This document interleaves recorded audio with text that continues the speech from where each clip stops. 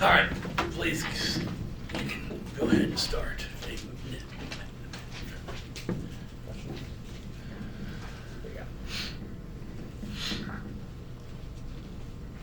Jeff, it seemed like you guys took some outside shots, allowed Nyla to kind of get open a little bit. I guess, what did you guys see from, their defense that allowed you to kind of open things up as far as kind of playing outside in?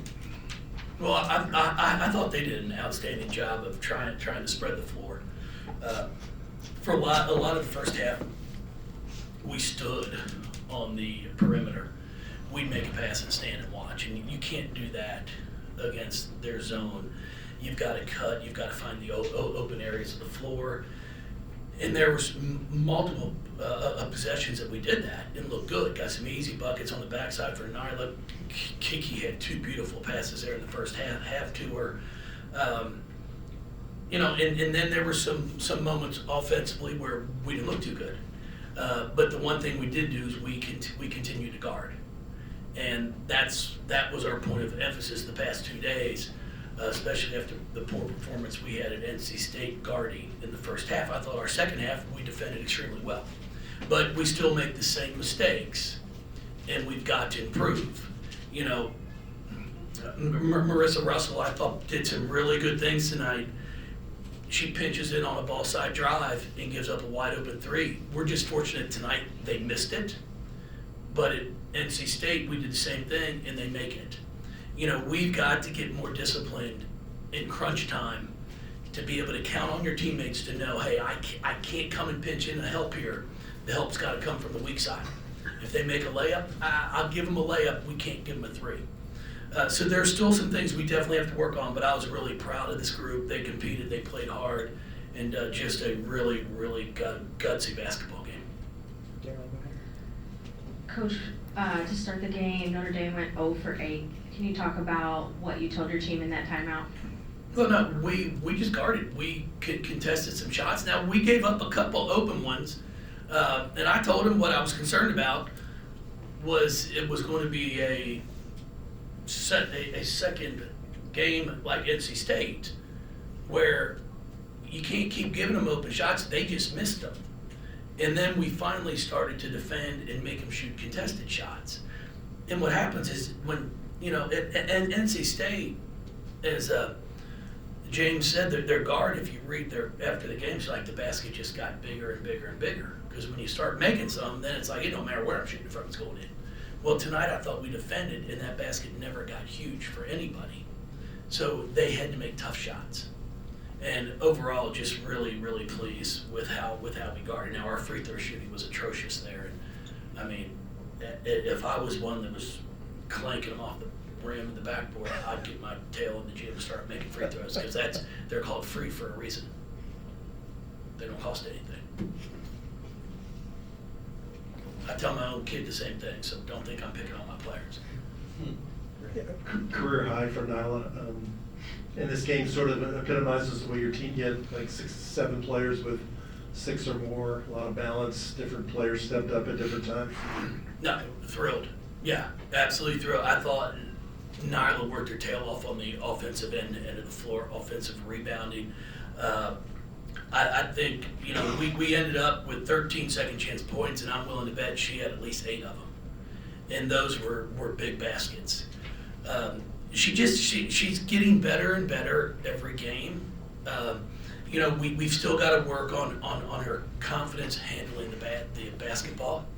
Because if she can continue to get more confident, she's so quick that if she can get the ball at the free throw line, maybe a step or 2 out, and if she can start making those 15, 18 footers, now she's going to be really hard to guard because she's so explosive.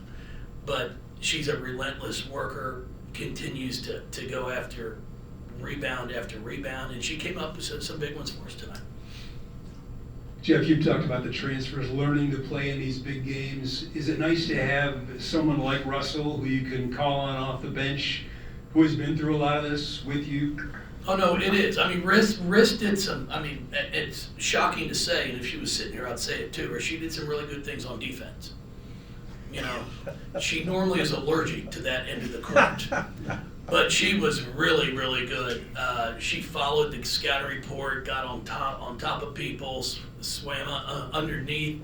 And it's not that she always came up with a steal, but she knocked a couple out of bounds that were going to be a layup, but she followed the scout and did it, and I was really proud of her. And the three she made in the corner was a huge shot for us. We've just got to all take care of the basketball better. We've got to play stronger with the ball and cut down our turnovers. Jeff, I guess at a key juncture, you all were up by 6, and then you got something like 3 consecutive threes, that really, gave you all a little bit of a cushion. Can you talk about just the confidence, like in a moment like that, when they're playing that kind of zone, to push you all out to knock down those kind of shots? Well, they're challenging you to make them, but the thing you've got to do is you can't just look, stare, and pass, because then you aren't going to be open. You have to be willing to ball fake. You got to cut through. You got to fill behind. Just do some basic basketball, but that basic basketball is very effective against the zone. And then you got to step up and make them, because we had a lot of open shots in the first half too, some wide open shots, and they just weren't going in. And that's where you just got to stay confident. We kept telling them, take shots you practice. And then, I'm not afraid to say it. I'm like, hey, you got to make a shot. If you're a shooter, you eventually have to make one. Because I want them to know, there is pressure to it. I don't care what anybody says. There is some pressure. And if you spend all that time working on it, step up there and knock it down. And I thought in the second half, we shot it with more confidence and we shot it with a purpose. There's sometimes when we shoot it, we just throw it up there. But I thought we shot with a purpose in the second half. Now, the last minute and a half, 2 minutes, was atrocious. And we've got to work on that. We couldn't get into a set. We couldn't get into anything. Now, the only positive thing, like our one turnover we have, it's with 1.2 seconds left, and it's a jump ball, which was going to be a shot clock violation, but then the jump ball was their ball, which then gives it back to us. So now the arrow's back in our favor. So if you're going to turn it over, at least we use the entire shot clock and then gain the jump ball. Honestly, there's things that I look at as a coach and I'm like, okay, that's about as good as we could have gotten except for scoring. We use the entire shot clock and then we flip the jump ball arrow. But if we step up and make free throws, we win by 10. You mentioned taking care of the ball. There were 2 turnovers in the second quarter that you seemed particularly unpleased with. I guess just when you look at some of those, just kind of unforced, is it more of just them pressing or just? No, it's carelessness. That's it. No, it's not pressing. It's carelessness. When you take it and sling it with one hand off the dribble, that's careless. We talk to them about it all the time. Don't pass off the bounce. Don't pass off the dribble. Gather the ball. Because, see, you can't bring it back. So you start to make a pass off the dribble and somebody shoots the passing lane, it's just a turnover, or you throw it out of bounds. It's the same thing, for Kiki's one in transition, when I thought we were about ready to blow the game out. Like, here we go. All we talk about and preach every day in transition, if you don't have a layup, is jump stop. Drive down, jump stop, and then make the defender make a decision. If they're going to guard the one who's cutting, shoot it. If they press up and guard you, pass it. But see, if you try to pass on the move, if I play it right, and because I got a 50-50 shot, you're shooting it or you're passing it, and Hidalgo baited her in to throw the pass and went away. She thought she was going to contest, went away, steals it. Where if you jump stop, she can't do that. And then you're going to win that war. So that's what, just trying to get them all to understand, there's a reason for our madness. And, those are great teaching opportunities, and I'd rather teach it after a win than a loss. It was a pretty physical game. In the fourth quarter, Kiki kind of walked off gingerly that she had a big spill when she fell going for the ball. How's she feeling? She's fine. She's tough. Yeah. She's a tough kid. You're always a little better after a win. It hurt more right now if you lost.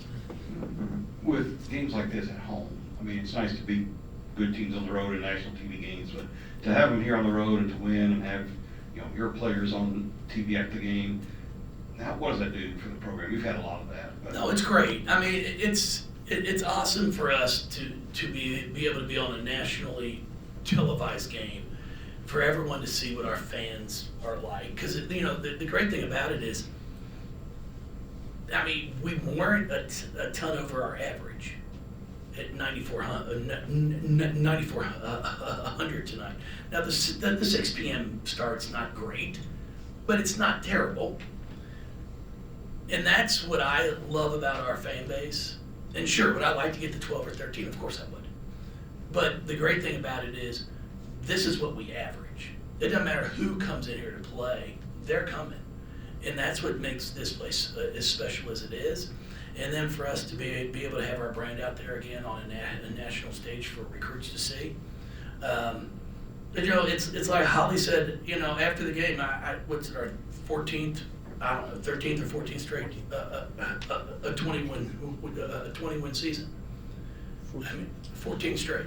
And it's a program that had how many before we got here? 3. It's, you know, it's the staff that we've been able to put together, the players, obviously, and it's just a culture that we have. And, you know, I told Holly on the radio, on the TV, when she asked me about it, I said, listen, the players are what it's all about. And the relationships that we've built with these players over the years. Dana Evans, if she was sitting here right now, would tell you she did not like me all the time. Okay? She did not. But she knows I love her, and I was going to push her to be the best she could be. And to me, that's what it's all about. Some don't make it. Some do. And then there are some that don't like me, maybe for about 6 or 7 years after they finish. And then they realize, now I know why he was doing what he's doing. You know, I said it with Holly. I said, you know, I treat them like they're my own kids. And my own kids don't like me all the time. It's called parenting. You know, sometimes you just can't let them do whatever they want. You've got to have some discipline. And people watch me coach, and they're like, God, he's crazy. He's yelling at him. He's crazy. Well, they don't know the relationship I have with them.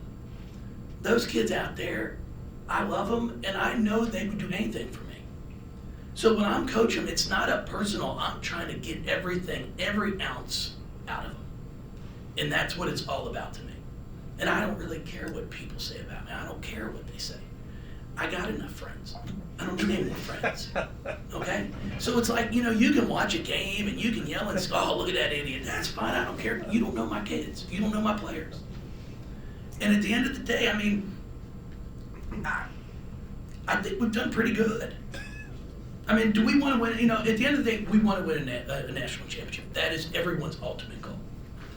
But I'm not going to apologize for what we've done here the past 17 years.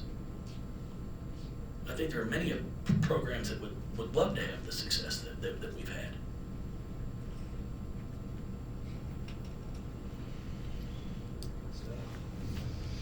Mic drop. No, we're CL.